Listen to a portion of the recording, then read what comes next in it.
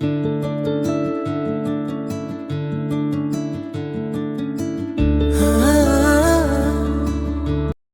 நாள் இரவு நேரத்துல ஒருத்தன் தன்னோட 3 வயது மகன் தூங்கிட்டு இருக்கும்போது தன் மனைவி மேல இருந்த கோபத்தால அவளை கொன்னு யாருக்கும் தெரியாம புதைச்சிட்டானா.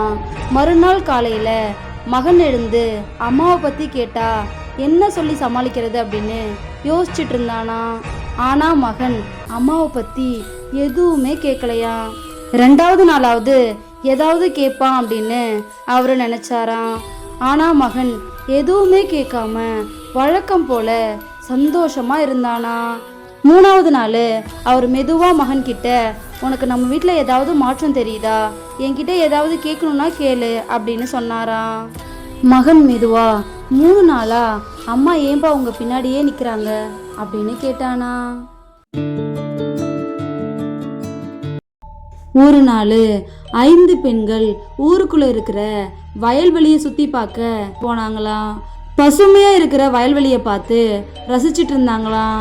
அப்போ அங்க அமானுஷ்யமா யாரோ சத்தமா சிரிக்கிற மாதிரி சவுண்ட் அவங்களுக்கு கேட்டுச்சான். அந்த 5 பேரும் ரொம்ப பயந்துட்டாங்களாம். பக்கத்துல ஒரு கிணறு இருந்துச்சான். அதுக்குள்ள இருந்துதான் சத்தம் வருது அப்படின்னு ஒரு பெண் சொன்னாலாம். ரொம்ப பயத்தோட இந்த 5 பெண்களும் கிணறுக்கு பக்கத்துல போய் எட்டி பார்த்தாங்களாம். ஆனா கிணறுக்குள்ள யாருமே இல்லையா. மறுபடியும் கிணறுக்குள்ள இருந்து அதே அமானுஷ்யமான சிரிப்பு சத்தம் கேட்டுச்சான். அது மட்டும் இல்லாம காத்து வேகமா அடிச்சுதான். அந்த இடம் முழுக்க இருள் சூழ ஆரம்பிச்சுதான்.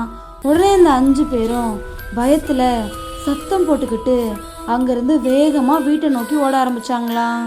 கொஞ்ச தூரம் போன அப்புறம் அதே சிரிப்பு சத்தம் கேட்க அவங்க எல்லாரும் திரும்பி பார்த்தாங்களாம். அந்த கிணறு பக்கத்துல யாரோ நிக்கிற மாதிரி அவங்களுக்கு தெரிஞ்சுதான். வேகமா ஊருக்குள்ள ஓடி நடந்த எல்லா விஷயத்தையும் ஊர் மக்கள் கிட்ட சொன்னாங்களாம். அதுக்கு ஊர் மக்கள், நீங்க சொல்ற மாதிரி அங்க கிணறுலாம் இல்லையே அப்படின்னும், ஆனா ரொம்ப வருஷத்துக்கு முன்னாடி ஒரு பெண் அங்க தூக்கு மாட்டி இறந்து போனதா கேள்விப்பட்டிருக்கோம் அப்படின்னும் சொன்னாங்களாம். இதை கேட்ட 5 பேரும் உறைஞ்சு போய் நின்னாங்களாம்.